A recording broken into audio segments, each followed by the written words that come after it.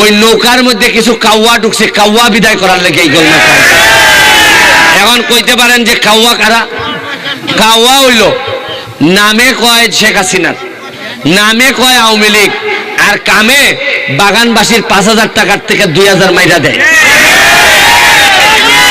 কাউয়া কেটা জানেন? কাউয়ায় ভোটের সময় কয় আমরা নৌকা লই আইছি, তাড়াতাড়ি ভোট দাও, আর আপনারা এখন রাস্তা বানাই দিবাইনি, কয় দিমু, এরপরে আর 5 বছর কোনো খবর রাখেন, এরারে কয় কাউয়া। মাননীয় সংসদ সদস্য, এই লাফালাফি বাড়াবাড়ি যে প্রধানমন্ত্রী বলেছেন,